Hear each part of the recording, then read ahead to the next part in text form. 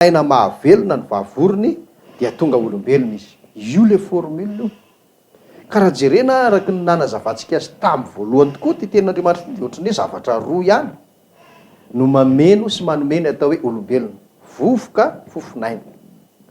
Nefa rehefa tena azavainao io dia mihitatra tsara ny sainao ary mahatakatra zavatra be dia be ianao. Ny vovoka nge nanome ny vatana ray manontolo e. Hitantsika nefa ao anatin'ny vatana misy karazan-javatra firy. Ao ny nofo, ny hoditra, ny hozatra, ny taolana, ny taova rehetrarehetra ao anaty eo. Zany rehetrarehetra izany sy mety tsy voatanisako ny sasany. Avy amin'le vovoka daholo zany. Fa tonga dia natao kapoka ray fotsiny hoe vovotany no namoronan'i Jehovah ny olona. Dia fantatra zany hoe raha tsy nampiana fofinaina iny dia ohatran'ny hoe vatana teo fotsiny. Dia le vatana fotsiny iny ao daholo na ny tsinay, ny avokavoka, ny rehetrarehetra mihitsy, ny taolana, ny hozatra araka ny lazaiko teo, tonga dia tao daholo.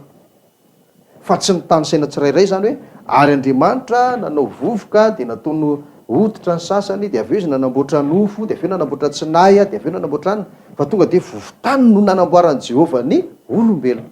Dia tao anatin'ny vovoka iny daholo ireo zavatra rehetrarehetra eo, fa ny namaritantsika azy fotsiny dia hoe le vovoka dia nanome ny zavatra tsapa, zay le hoe vatana zay na ny tena.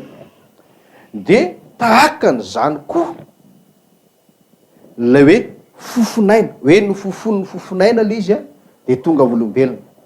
Ny fofinaina ihany koa araka izany dia nisy zavatra nanaraka azy fa tsy voasoratra sy tsy nitany saina tsirairay tahaka ny tamin'le vatana teo ihany. Ka ny fofinaina zany dia zavatra tsy hita sady zavatra tsy tsapa. Dia ile hoe tsapa sady hita zay le vatana. Nampianan'le hoe tsy tsapa sady tsy hita zay le fofinaina. Dia ireo no nanome ny atao hoe olombelona.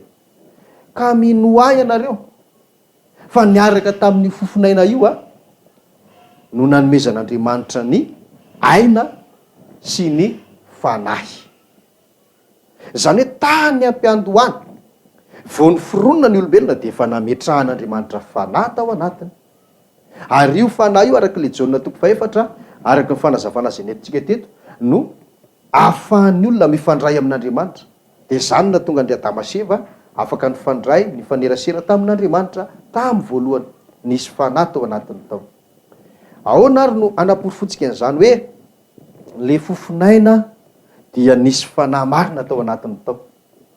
Ndao ary amaky tenin'Andriamanitra isika mba ahafahantsika mamaly sy manamarina zany rehetrarehetra izany. Ary amin'ny filazantsara ny Jaonina ary novakintsika zao.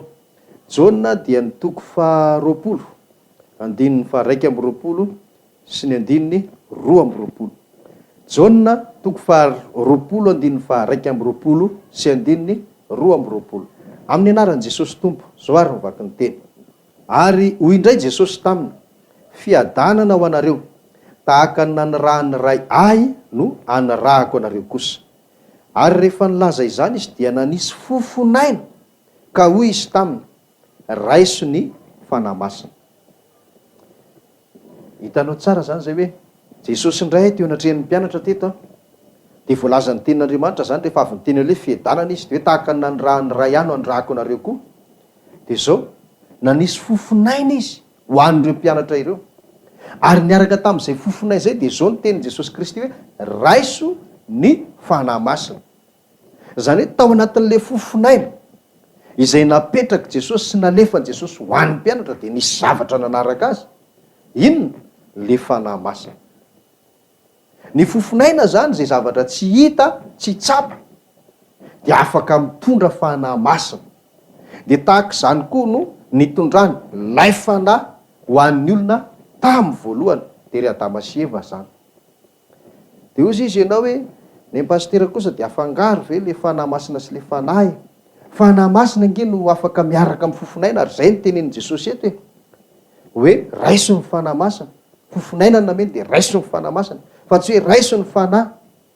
Fa ndao ary jerevantsika hoe tamin'ny voalohany iny le fofinaina nataon'Andriamanitra iny dia lazaiko marina aminao fa nisy fanahy masina ihany koa niaraka tamin'iny. Ary ny olona voalohany i Adama sy Eva rehefa avy eo de nanana ny fanahy masina, na de tsy voasoratra ny baiboly ary zany tantara zany.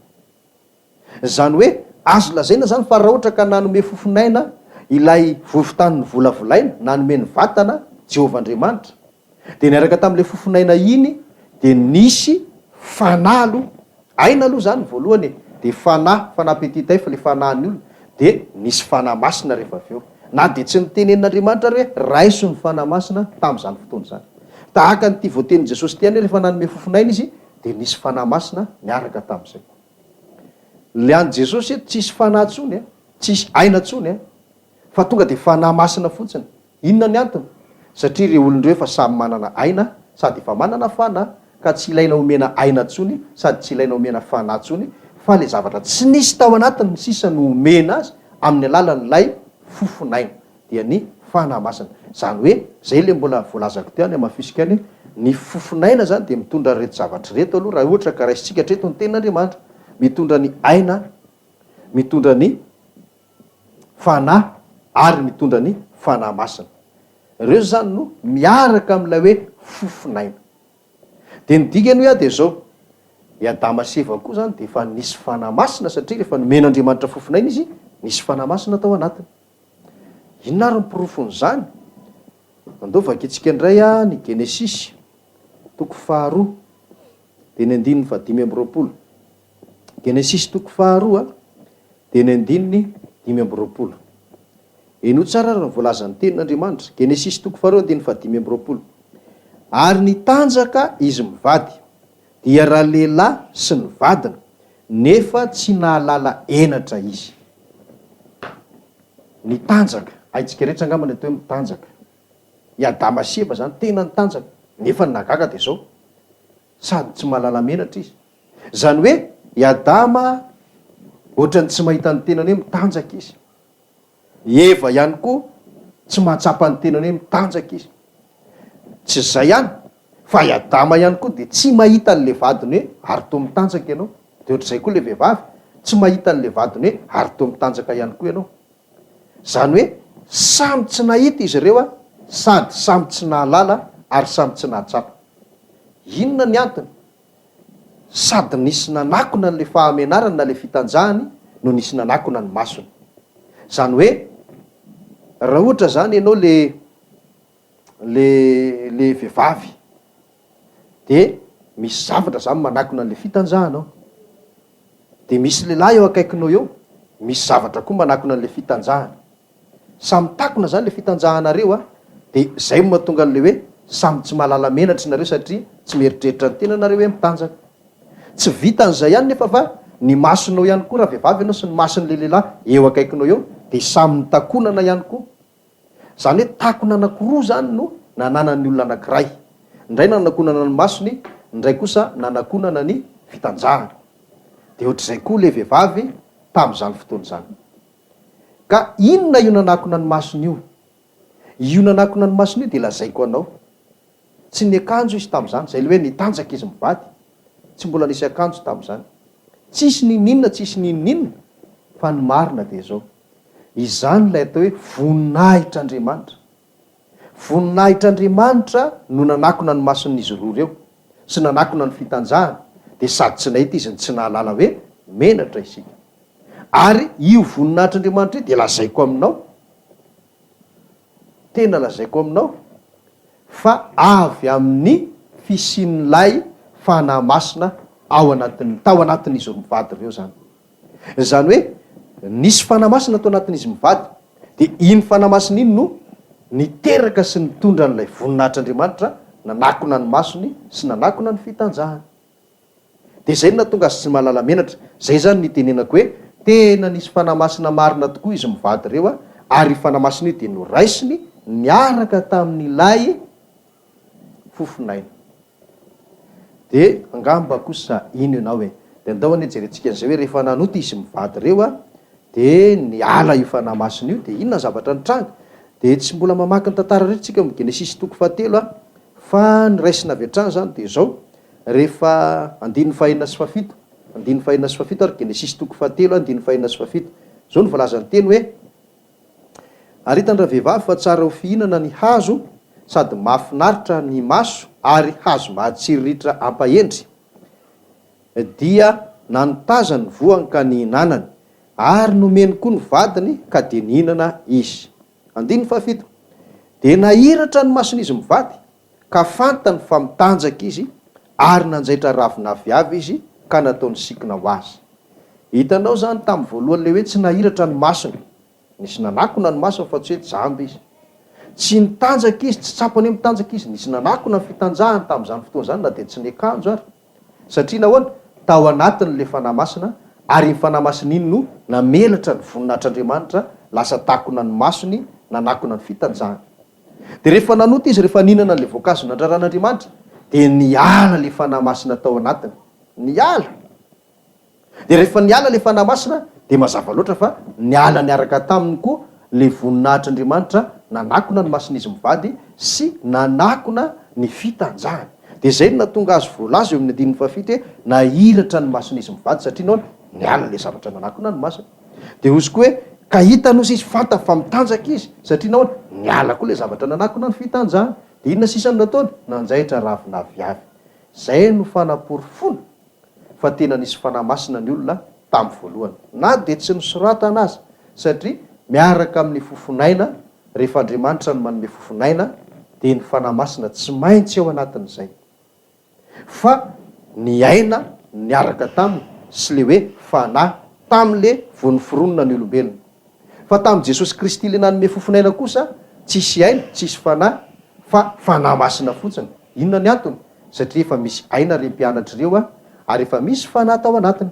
De le fanahy masina fotsiny no nomeny Jesosy hoe nanisy fofonaina izy de niteny hoe raiso ny fanahy masina. Zay zany no ahafahantsika manapirofo fa tena fanahy masina no nitoetra tao amin'ny olona voalohany. Ary eo no aporofontsika farany.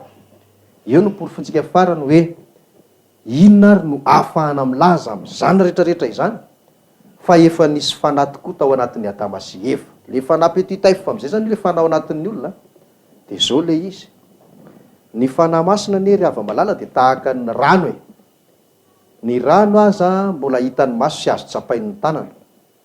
Fa ny fanahy masina sady tsy hita maso no tsy azo tsapain'ny tanana. De zao, raha ohatra ka maniraka ny zanakao ianao hoe mandehana mba hangalao rano na iza na iza irahanao, tena lazaiko aminao, zay fotsiny teninao zay, hoe ndana mba hangalao rano fa zay rano ka hitondra rano rehefa avy eo, tonga de misy fitoerana iny rano iny, na zinga na kopy na vera na tsy fantatro, fa ny rano tsy afaka hoentina am'izao ary tsy afaka mipetraka am'izao raha tsy misy fitoerany sy misy fitondrana azy. De ohatr'izay koa ny fanahy masina, ohatran'izay koa ny fanahy masina, tsy afaka mipetraka am'izao fa tsy maintsy misy fitoerana hipetrahany. Ka le fanahy ao anatin'ny olona no azo ny fanahy masina hipetrahana ao anatin'ny olona, fa tsy ny aina akory ary tsy ny vatana akory. Tadidio tsara, raha vatana sy ny aina no azo ny fanahy masina hipetrahana, mipetraka tany nahazo fanahy masina hatramin'ny biby, nahazo fanahy masina hatramin'ny biby,